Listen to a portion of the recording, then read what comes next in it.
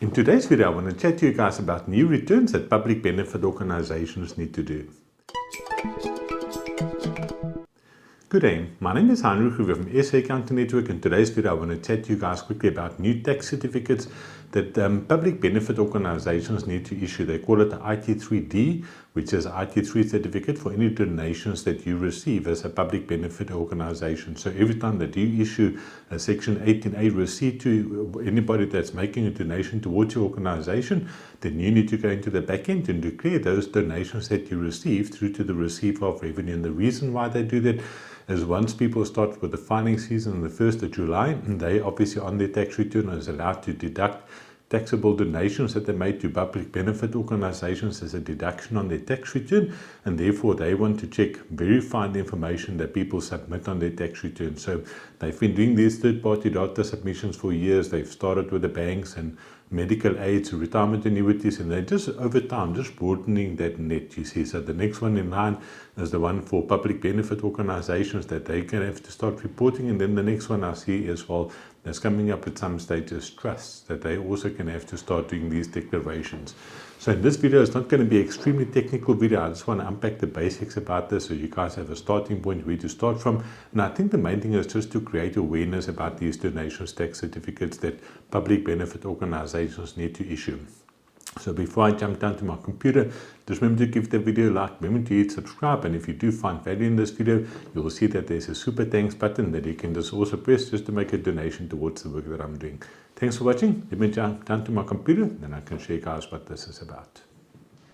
Okay guys, so let me quickly talk you guys through these donation tax returns that's popped up now from SARS. Let me show you guys quickly. I saw this article, somebody sent it to me today, where there's a new rule where there's a deadline of the 31st of May for anybody that issues a Section 18A certificates needs to issue or submit the data of those certificates through to the receiver of revenue. And the reason why is when the people submit their returns this year and they say on their tax return, I donated 12,000 Rand to whoever the donation is, let's say for instance cancer, then cancer needs to report that through to SARS as well, so that they can check on the back end whether the information on that return is accurate or not, you see. So that's why they call it third-party data. Remember, this is something that they're starting to focus a lot more on. So even like the banks and all that stuff, they send a report through to SARS every 6 months, and this report, the donation reports, also needs to be done every 6 months to SARS to let them know, like the banks need to let SARS know how much money goes through your bank account.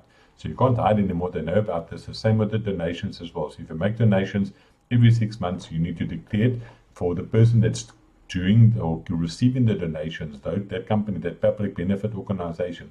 They need to declare these returns through to SARS. So let me quickly run through the whole thing. So obviously, if you go search on the SARS website, you'll see, if you search for third-party data submissions, you'll see that there's a couple of new things. You'll see there's a new one for trust as well that needs to be done. And you'll see over here as well, they talk about the section or the IT3D, which is for IT3 donations, which is also new. That's got to be done by, you see over here, the production submissions from the 16th of April to the 31st of May. So go check out this page every now and then, because obviously every year those deadlines is going to change, and then obviously they have a couple of guides and stuff that you guys can use just to go through it. But let me quickly practically show you how to actually access it and how to do the returns. I just logged into one of my companies. So the first thing that you're going to do to be able to get this right, let me just see if I can move this whole thing out the way. Let's see if I park it there. There we go. So if you go to organizations and you go to organizations, you go to tax types, you go to manage tax types, then you'll see that you'll find the screen over here. So at the moment, you can see there's the IT3 little button over there, and you can see at the moment we have to activate it. So if your e-filing doesn't look like this, the way you can tick the box. Sometimes if you hover over it and they give you like a weird message where that block is grayed out, then it means that you first need to update the representative of the company. Then only once that is updated with the receiver of revenue, then you'll be able to access this functionality. So I've got a separate video on that. A lot of things has changed over there as well, so do some research of what the easiest way is to activate the representative.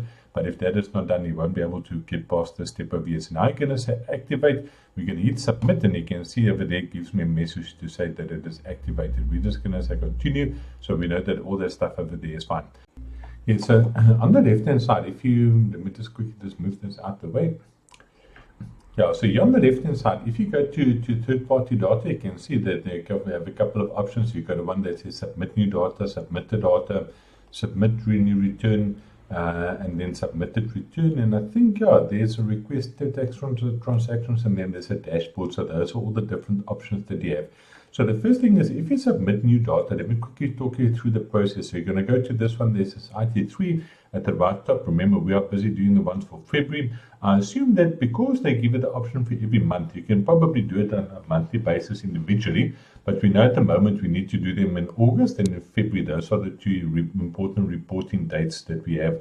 Then we're going to say that we want to capture new data. It will open up a form like this first. We're going to click on IT3, and then it will actually open up the return itself.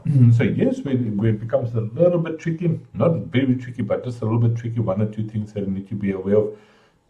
You'll see that the first thing is you've got this drop down over here to say certificate details. And you can see over here, we need to say that we're going to be doing the IT3D, so that's the receipts for donations received.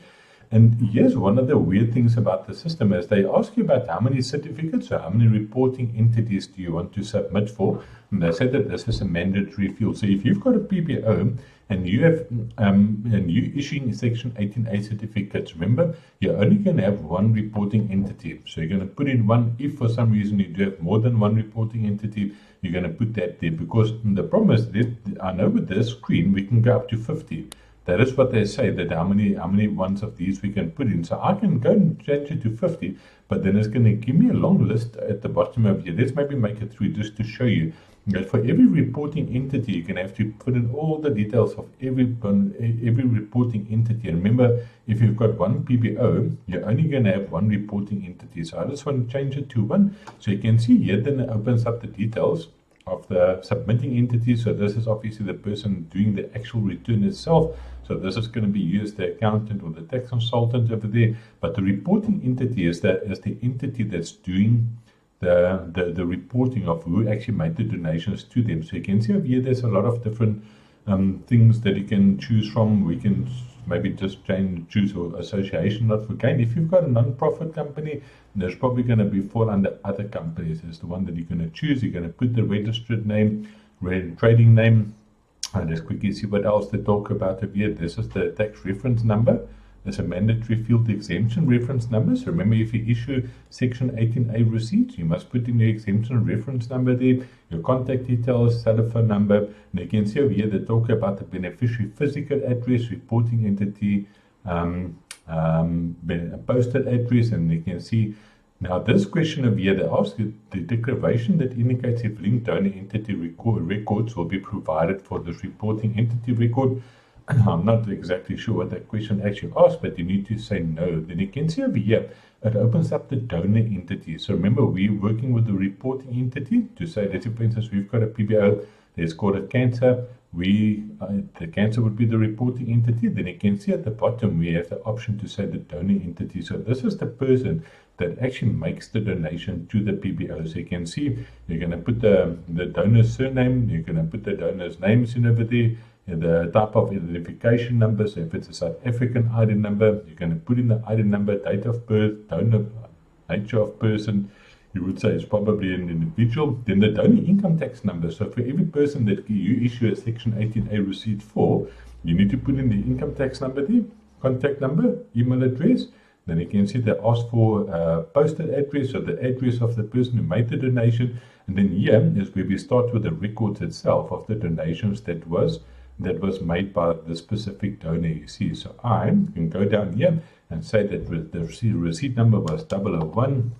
We're going to say that the donation was done in cash, the value of the donation, so we can pay to say it was 1,000 rand, and then over here we're going to say 2023, and let's make it 09, and we make it 01. So this is also one of the things that we're not 100% sure about yet, is obviously we need to do these returns twice a year. So the one is in August and the other one is in February. So the question that we're trying to figure out is whether you do the first 6 months and you do a separate return for the first 6 months, and then the second 6 months from September to February, you do a separate return for that, or whether you must include everything for the full year inside the second submission. But so the answers that I've got so far is that the second submission, you only do for the receipts that you received from September to February. So let's say, for instance, you never did the one for last year, August, then you can just include the whole year's one, because now you can see that we've got this donation record in here. Then I can add a second donation record and say that this guy again was receipt number, let's say, for instance, 005. It was a donation in cash. The value of the donation was 1,000 Rand, and the date that he made this donation was the 1st of October. And then we can add another donation record over here. Just quickly see. Add another donation record. Come on, why is my thing not working now? Let me just do that quickly. Let's see. It should work. There we go.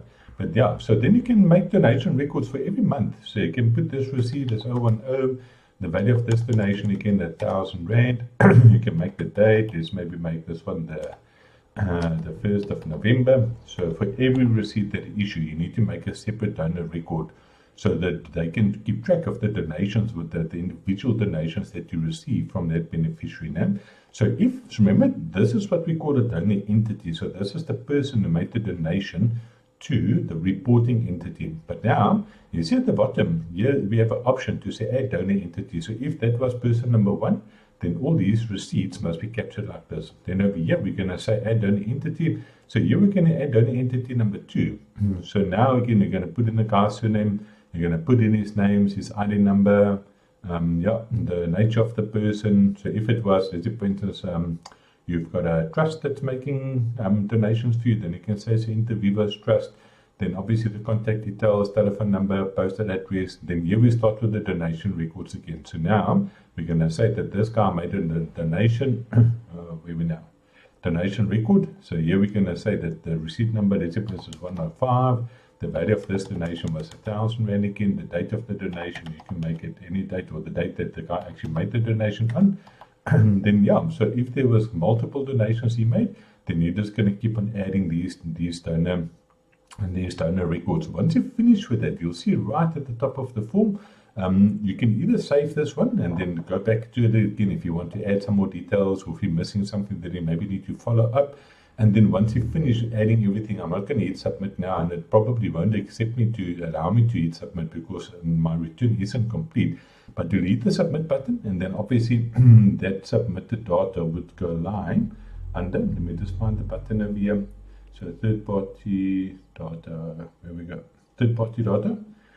So it will be lying under submitted data. So once I hit submit, it will move into this tab over here that is submitted data. So the information will then lie under this section over here. Once you've got the data ready, then you're going to go to submit new return. So here we're going to go to this one over here. Let me just move myself out the way. Now we're going to say that we want to, let me just move this one as well, that we want to submit the IT3Ds, and the period that we're going to be submitting for is the one for February. Then I'm going to say request return. You can see now at the moment, obviously I didn't save the declaration, so now it says that there's no tax records on file for it, but normally it would be over here, and then you've got a button over there that you can open up and click on that thing to see, and then once you're happy with what you captured, then you would obviously do the submission. Then SARS will have a record of the donations, and then after that you'll see that you can actually request certain things, the transactions over here, to say that you want to go look for a specific period to see if you can find the tax certificates.